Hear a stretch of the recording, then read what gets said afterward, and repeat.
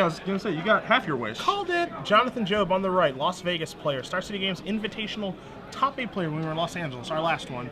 He's playing Blue White Red Flash. He's got 3 copies of Snapcaster, Restoration Angel, Augur of Bolas. He has, a pretty stock deck, honestly. Yep.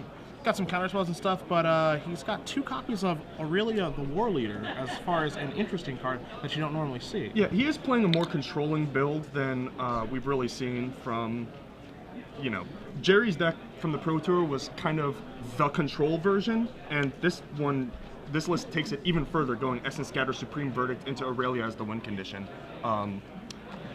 But on the other side, we have Naya Blitz. This is kind of the quintessential deck of the format right now. Burning Tree Emissary, one of the most explosive cards printed recently. Experiment 1 also. Between Experiment 1 and Champion of the Parish, you basically have access to like Kurdape Wild Macattle level creatures if your draw is good. Yeah. And that is like very impressive for a standard format nowadays. As you do see Burning Tree Shaman into Experiment 1, making the Champion of the Parish into a 3-3. So Kobie is already very far ahead now against Jonathan. Jonathan just played a Steam Vents Pass and said go, so didn't have, an Azorius Charm or a Searing Spear or anything to do. Even like a simple Pillar of Flame, taking 2 to take care of the champion would be ideal on his last turn, but he didn't even have that. But you do see Pillar of Flame now in his hand. Yeah, and these types of games are the ones where you most want, say, Boros Reckoner, right? It's better than most of their creatures, so that you really stymie their attacks. But also, even if they have the answer in Searing Spear, you're still 2-for-1ing them and getting the guy off board and taking up the entire blitz turn. Just a Pillar of Flame, I mean, you're saving some life, you're getting a little more traction in the game, but you're still way behind on board. But as I said, Jonathan Job does have 2 Supreme Verdicts main deck in his otherwise, pretty standard list, and looks like we're going to see one now. That is excellent. That is huge right there. The Supreme Verdict's going to clear everything up for Job. He's going to stabilize 11 right now because Kobie has 3 lands in his hand. As he takes a draw step and plays a Stomping Ground, you see a Clifftop Retreat, a Sacred Foundry, and another Cavern of Souls in his hand. So these decks often playing, 19, 20 lands. This build happens to have 21. It plays way fewer lands than everything else in the format because all of its spells are so cheap. You want to draw a higher concentration of spells rather than lands. Really punished when you get flooded out. Yeah, and that's exactly what you see here. I mean, Job only does have 2 copies of Supreme Verdict in his deck, but he has them in there to draw them, and he drew them this game. And it took care of the initial rush, and now Kobie is left to top deck, perfectly to be able to win this game. And that's going to be pretty difficult because, as you see, John already has a Restoration Angel out, bringing the beats. He has another one in his hand that looks like he's going to snipe. Aurelia Fury. Yeah, he's going to snipe that. Kobie's just done. He's going to snipe that Thalia, and he couldn't concede faster. Yeah. So Jonathan Job up a game here in round 2 against Kobie Spaeth in his Naya Blitz deck. So let's go to the sideboard. Well, Kobie's going to be on the play. I know you have his list in front of you. So outside of not mana flooding, what kind of cards can he bring in here? Well, it looks like a lot of his sideboard is actually dedicated to aggro decks, aggro mirrors, or like mid-range creature style control decks, rather than Wrath of God control decks. The only card I can really see coming in here is the 4 of Boros Charm, which the mode you're looking for there is the indestructibility against Supreme Verdict, and it's goes to the Nugget, 4 damage up top. Patrick Sullivan style, and finish them off once they do stabilize. So that's all I can really see. Can't complain about that kind of versatility. Yeah, I mean, all 4 Thalia's main is pretty good in this matchup. Yeah, you normally see 3 of those main, 1 of them sideboard, but maybe in this area Kobie knows a lot of the players here and knows that Blue White Red Flash might be super popular. Thalia also very good against your reanimation decks, slowing down Mulch, Grizzly Salvage, and Faithful Suiting. Actually, pretty good card in those matchups too. For sure. On Job's side, obviously he just wants to prolong the game as much as he possibly can. He does have an Angel of Serenity in his sideboard, which is pretty slow here, and he can't really cheat into play with Unburial Rights, but it is kind of an interesting way to catch himself back up in case the game does divulge into a point where that's the only card that could actually save him. He does have a 3rd Supreme Verdict in his sideboard, which is certainly going to come in. 2 copies of Is a Static Caster as well that are going to join us, and then 2 copies of Attention Sphere. But the card, that I do want to talk about briefly is a Static Caster, a card that is pretty underplayed right now, and it was one that is very, very good against the Naya Blitz deck. Well, it was unbelievable a couple formats ago, and as things rotated, it kind of was less powerful. The metagame shifted more towards control decks, and even the aggro decks that were being played didn't have any 1 toughness creatures. I mean, all the red decks was 2/2s for 1 and 2, and giant Thundermaw Hellkites and stuff, and Boros Reckoners. But the rise of Naya Blitz as the predominant aggressive style or aggressive strategy of the metagame means that the 1 toughness is back.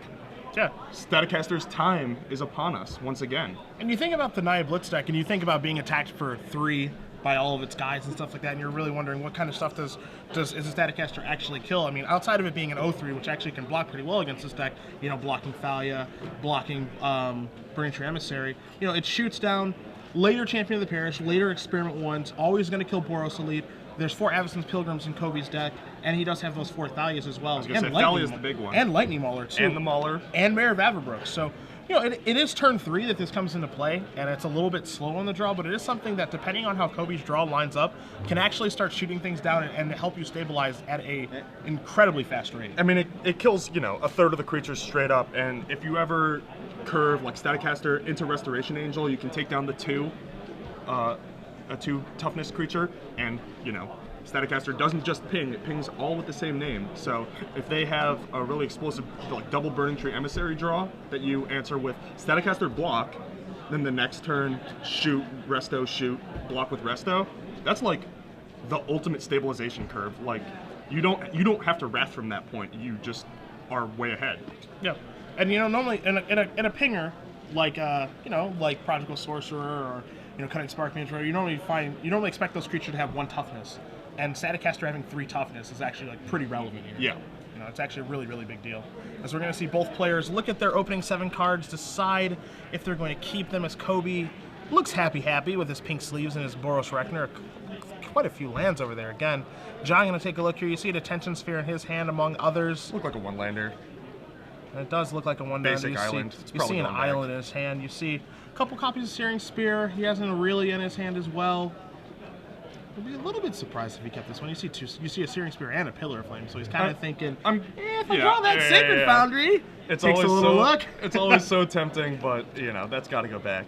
Kobie was actually tanking pretty hard on his draw because, I mean, it's lands and spells, right? So it's like hard to mulligan, but the spells aren't that great, and his curve's not that strong, and he doesn't have any of the key cards in the matchup like Thalia. So definitely thought long and hard about it, but decided to keep. And yeah, we'll see how it pans out. I mean, Kobie's list is interesting because, he's made an upgrade that I've really liked in his deck, but he's playing 4 copies of Hamlet Captain. Yeah. A card that we'll bring up on the screen for you guys once the game begins. Is the Innistrad uncommon. Yeah, gives the beatdowns as Glenn is making Hamlet Captain motions off the screen, which no one knows what those are, but I think that's what he's doing. But you don't find any copies of Frontline Medic in his deck, which is like one of the cards that I've found to be like incredibly good, obviously in combination with just having 3 creatures in play, but comboing up with Lightning Mauler is incredible. Yes. And I'm really surprised It's almost not to see that. instant battalion, and since there are so many of these Naya Blitz style decks, or the Tamahara Saito creature aggro decks that can block, yeah, the indestructibility on attack is actually quite relevant. It's been super relevant. Even the control decks all have, Angel to block or whatever. If you're swarming your opponent and can get damage in while not sacrificing creatures, then that's huge. Job going to 5 here. On the draw, he's got some Think Twices. It's definitely not as bad as say the Naya Blitz deck going to 5. Yeah, it's certainly not impossible to come back from this. Yes. Both of his hands have just had 1 land. His last hand just had 1 Glacial Fortress.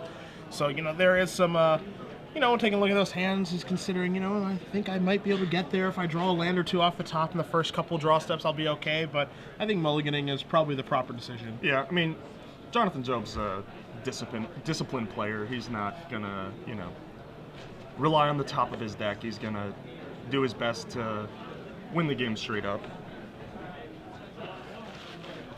We'll see both players, one player going to 5. Kobie looks happy with his 7. His 7 does have... Well, happy. Happy enough. He's keeping. Yeah. We'll say he's keeping. He has a Boros Elite and an Avacyn's Pilgrim in his hand, a couple of lands, and then a few mystery cards as well, but... It's his only other spell is Silverblade Paladin, I believe. Okay.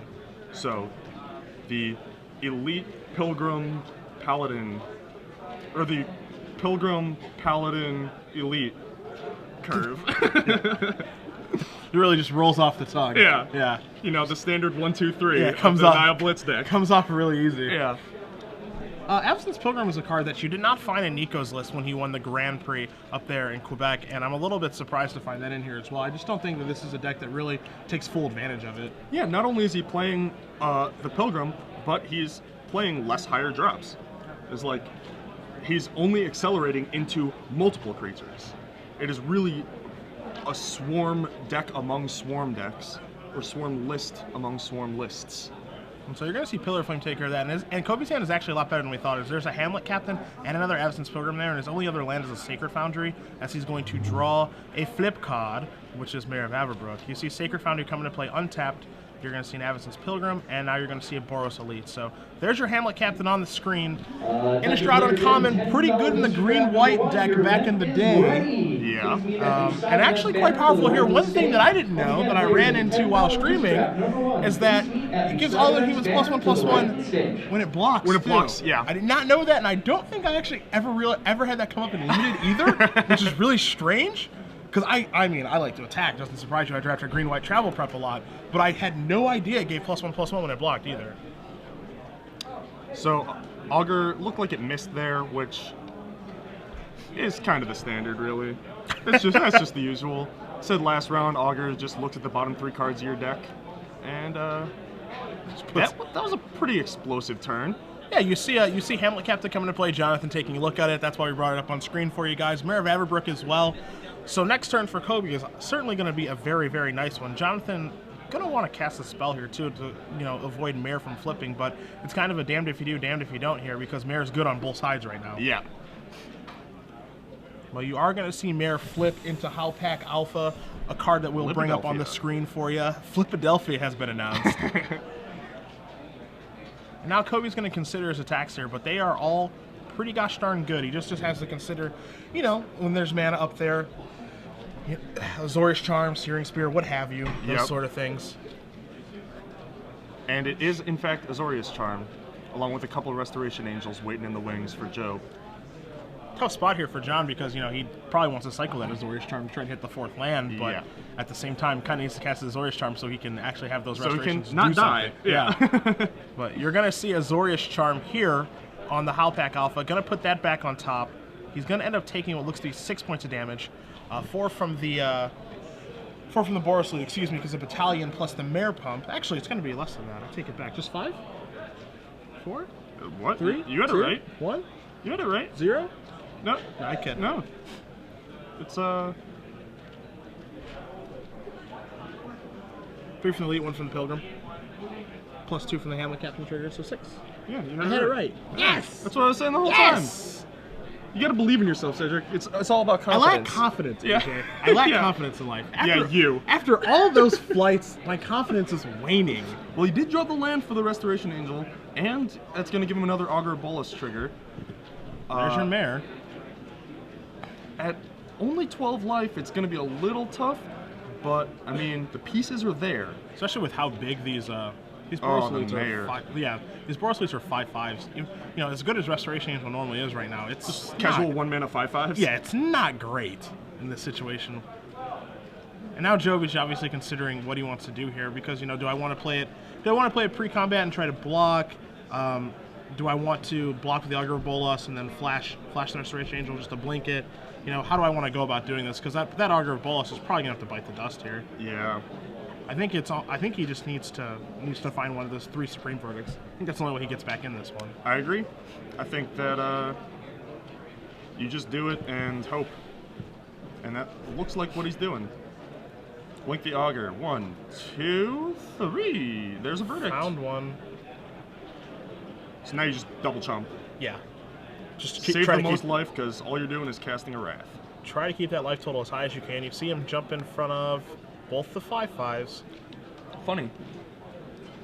1, 2, 3, 4, 5, 6. Taking six more. Looks like 6.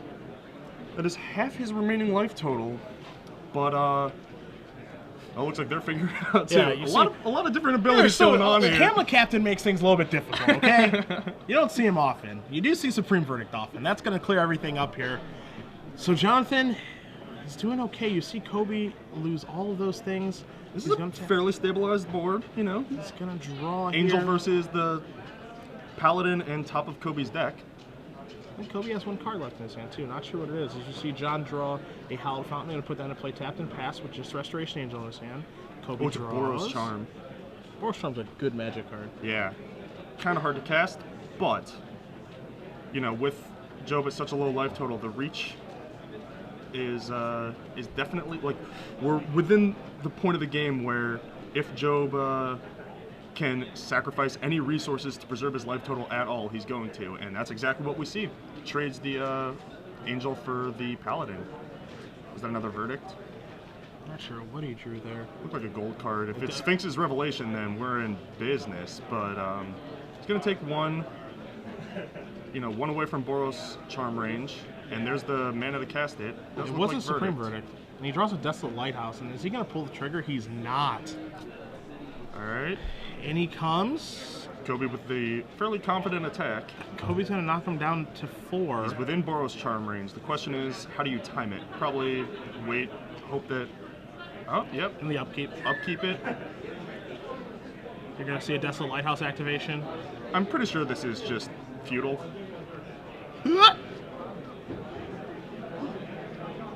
Let's see, does he have Dispels? Is he bringing in Dispels here, do you think, just for Boros Charm and Spears? I can't imagine he would, but he drew a Sulfur Falls and is going to concede the game, so Kobie Spaeth is going to win game 2. We're going to be moving on to a game 3 here momentarily, but I can't imagine he's bringing in that kind of counter magic. Yeah. You know, he didn't see a reason to game 1. You can figure that, you know, this 9 Blitz deck did have 4 Searing Spears in it. Some versions do play Giant Growth, so there are definitely some cards to counter with a Dispel type of thing. You know, we actually are seeing that he doesn't have Searing Spear, which is pretty interesting. Yeah. But, you know, normally these decks have Searing Spear, and then they have access to either Boros Charm or Skullcrack or both post-board. So, like, it's theoretically possible to have Dispel, but it's likely that loot was just to, you know, for game 3 say, hey, like, I could have an answer here. Sure. And then pack it in. So Joe put up a pretty good fight for starting on 5 there. Like I said, you know, if he peels a Sphinx's Revelation, then he can close the door real fast on that stabilized board. But didn't. Yeah, 3 copies of it in his deck, didn't find one, and you know, if you're Kobie, you're kind of hoping to fade one there. Yeah. You know, you're feeling pretty good. His draw was fantastic that game. Jonathan was able to find a Supreme Verdict, clear things up. Yeah, kind of lucky to like tag the Verdict. Yeah. And then still needed to draw like a Revelation or something to get. Yeah, I mean that's what a Mold of 5's all about, and I mean he almost got there. Kobie's draw was absolutely fantastic. And, you know, he was. It's funny that I'm saying Kobie was able to hang on. Yeah. Which is, like, really weird to say. But, well, I mean, he barely made it out alive. Yeah. I mean, if you don't look at the fact that Job had, like, basically no hand, I mean, Wrathing with Kobie having 1 card in hand is, like, pretty good. I mean, you know, 6 life is low, but it's not 1 burn spell low. Yeah, it makes you wonder how that game ends up playing out if Job does decide to trade 1-for-1 with a Supreme Verdict. Just one. I mean, it's then it's they're strange. both playing from the top. Yeah, it's strange to kill a 1/1 with a Supreme Verdict, but you know he can just prolong the game and just play at the top. He would have drawn into a Desolate Lighthouse, be able to filter his draws a little bit, and then maybe he does find that Sphinx Revelation to close the door. Yeah. We don't know what Kobie's going to draw, but we do know that he has a Boros Charm, and he did draw the Clifftop Retreat to cast it. But it would have been interesting to see exactly how that game would have played out if Job does decide to make the 1-for-1 Supreme Verdict. The extremely conservative play, but, you know, might have paid off. Yeah, it's hard. I mean, you play blue at red decks a fair amount. I can't imagine Irath in that spot. Yeah, I know. I'm trying to imagine a spot where you have the soul read of, yeah, I'm just going to 1-for-1 the Supreme Verdict. I don't think it really exists. Boros Charm from the, like, Cavern Forest Sacred Foundry board or whatever. Like, yeah, there's no way that I'm wrathing for an elite. It's not even like one of the good 1/1s. No, it's the worst one. It's literally the worst one in the deck. I'm going to wrath your Mons Goblin's Raider. Yeah. Oh, are you? Interesting. All right. Well, you win. So we're going to see both players shuffling up here for Game 3. I think, you know, this is a big spot for John here, being on the play finally. Yeah, exactly. That's exactly what I was going to say. Being on the play is absolutely massive. You know, getting to Wrath right on time and being able to, like, get your removal spells out at a reasonable clip, because your removal spells are reactive, right? So you have to do it after they play their creature. And so if you're not a turn ahead, then you're a turn behind. You see Jonathan's hand right now. He had some trouble finding lands in Game 2. He has not found any trouble in this game. He's got a pretty land-heavy hand right now. I believe there's 5 of them, along with an Essence Scatter and a Pillar of Flame. And you see Kobie taking a mulligan here, and Jonathan, I believe, is taking a mental fist bump right now. Yeah. The Nile Blitz deck is extremely explosive, extremely powerful, but it does not mulligan well. Its cards all need to work together with the single goal in mind to get the opponent dead as soon as possible. You know, it's a swarm deck, as in you need a lot of actual physical magic cards in play.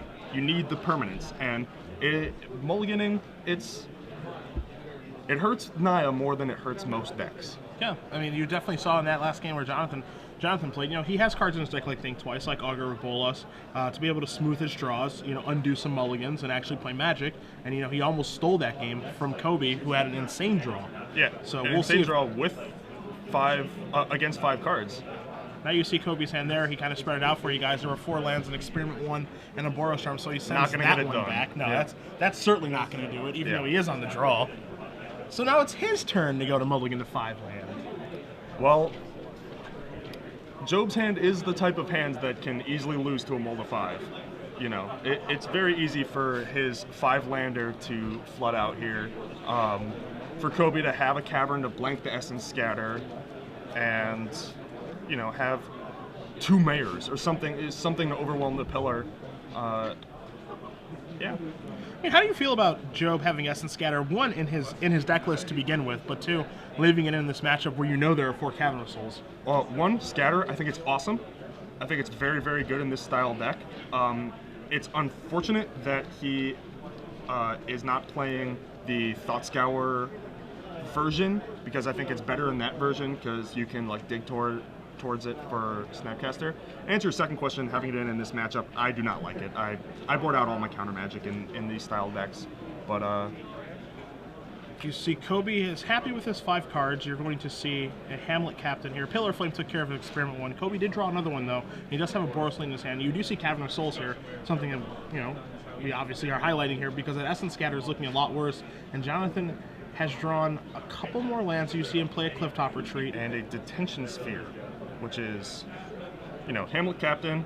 It's powerful, you know, when you have creatures en masse, but it's not the most threatening single card presence. How dare you? I'm sorry. I don't want to offend. I don't want to offend any human warriors out there, but it's you know, like I was saying, all the cards need to work together. And on a multi 5, Hamlet Captain doesn't have buddies to, you know, he doesn't have people to command. Yeah, you got me? I do see. He wanted to work with Experiment 1, but that didn't work out. So he's just gonna come solo. Yeah. Introduce. Well, Job is so happy to get anything with this scatter there. Yeah. You know, the turn 1 Cavern naming human is just like, you know, eye roll city for the Essence Scatter player. But Kobie, to be able to play 2 things in a turn, has to use a non-Cavern land, and the Essence Scatter does get to see some action. Now, Detention Sphere is going to take care of said Hamlet Captain, leaving him with just a Mons Goblin Raiders in the form of Boros Elite. Not looking so elite right now. As you see Job's hand, he has an Azorius Charm, he has an Aurelia the War Leader in his hand as well. And you see a Clifftop Retreat. Kobie going to play another Hamlet Captain. Job should have known to save that Detention Sphere. The value. But Snapcaster Mage, Jonathan Drawstep might be here to save the day. In a day that he may not have needed saving. Yeah. This is stabilization. There's no other word for it. It's like the captain needs other humans to pump, the elite needs other attackers to battalion, and as long as you keep him below, say, 3 attackers, then the cards are really underwhelming. And, you know, the interesting thing that I actually like about Jonathan's version of this deck. Now, I'm not sure how good Aurelia the War Leader actually is in this style of deck. You know, tapping out for 6 mana, you're not really playing the flash type deck, so maybe you want Boros Reckoners because you're planning on tapping out a little more often. But one thing that's really nice about having Aurelia in your deck is that he can actually close the game out very fast now. Yes. And, you know, make it so that Kobie isn't able to draw, you know, running Boros Charms or Mare of Averbrook or any of the other things that can actually get him back in the game, because Aurelia, as you're going to see him play that Sacred Foundry untapped, is going to get this game over with very fast. Yep. And we're going to bring Aurelia up on the screen for you guys, too, as you see Snapcaster Mage happily coming across. Yeah. Saying, go ahead, Boros Elite, jump on in. And we see double time attacks here, and Kobie knows that, you know, if I'm blocking, I'm losing. Yes. So I can't afford to block, but if I'm taking it, I'm also losing. Yes, I was going to say, it's lose-lose here. Mare's a pretty good card. I was talking earlier with Glenn about how important it is for the control decks in this metagame to be able to close out games, because all of the aggressive decks have so much reach. And Aurelia, as you said, is one of the fastest and most, like, I don't know, it's like Sarah Angel from, you know, Alpha decks, where it plays offense and defense and kills the opponent real fast. And you see the Soul Bond, the Lightning Mauler plus the Mare. Jonathan's going to block, and Kobie's going to extend the hand. One thing that Aurelia does do, in addition to attacking a million times, you know, it also gets to block. Sure. He'll design anything. Yeah.